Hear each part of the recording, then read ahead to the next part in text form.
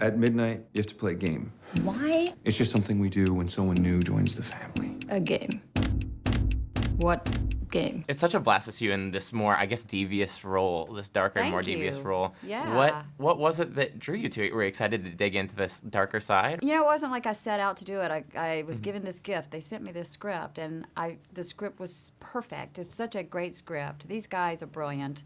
Every character is extremely well defined, and everybody has great humor. There was so much undercurrent, great humor, and I had no idea how lucky I was to get to work with this cast.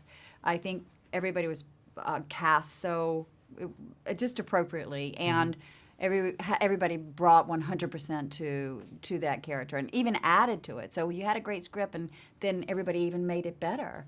And the directors were a blast. Really knew what they were doing and very organized and open to hearing your ideas. They let you participate. So it just got richer and richer.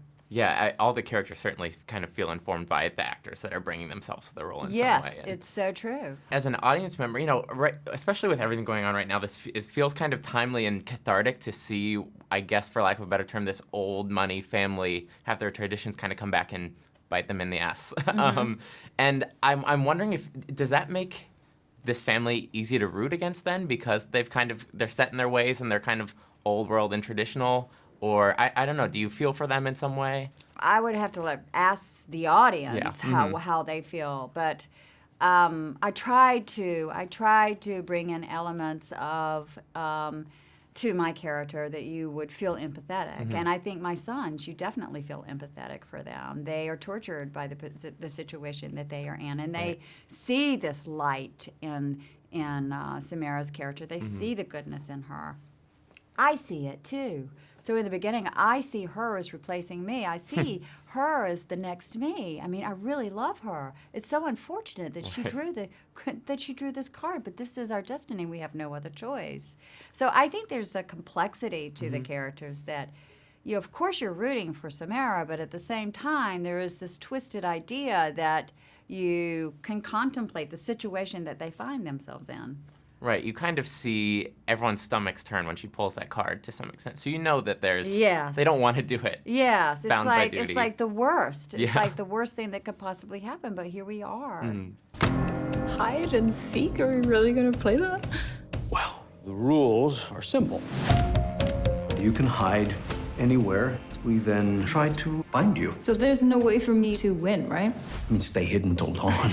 Now, I'm curious if your family has any odd traditions. Very superstitious. So if you cross a railroad track, you have to pick your feet up. You know, like if you're in the car, even if you're driving. Oh my gosh. And it's so ingrained in me from a little girl that I cannot cross a railroad track without picking my feet up. I really work hard on it, but I can't.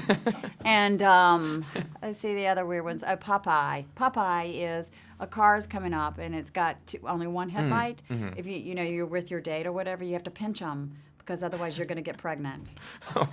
I only had sisters, okay? But this is ingrained in me, and I don't know where that came from. I have no idea where that came from. And there was another song that used to play when I was a little girl because, God, I can't remember the song. I'll have to think of it.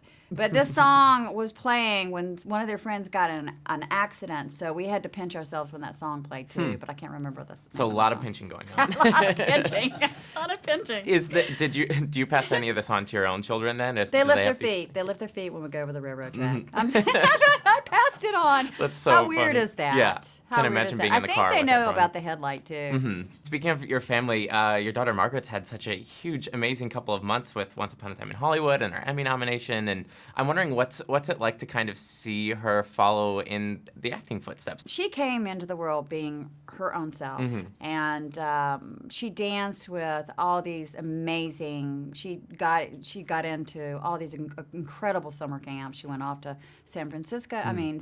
Seattle by herself, Chautauqua by herself, New York by herself at a very young age. So she's been independent. She went off to school at North Carolina School of the Arts in the 10th grade. She went to professional children's school in the 11th grade. That's where she took her first acting class. Wow. She came out like this. So I know what my job is, and that my job is to stay out of her way. Knowing that, though, is there any bit of, for all your children, is there any bit of advice or certain, like, lessons that you really wanted to pass on and kind of hammer into their heads, you know, as they go out into their own lives and careers? Wear sunblock. I tell them that all the time. Please wear sunblock. Seriously, Yeah. because my dad had melanoma. Yeah, of course. So I, like, even wrote it to my son today because I know he's going to be painting his house.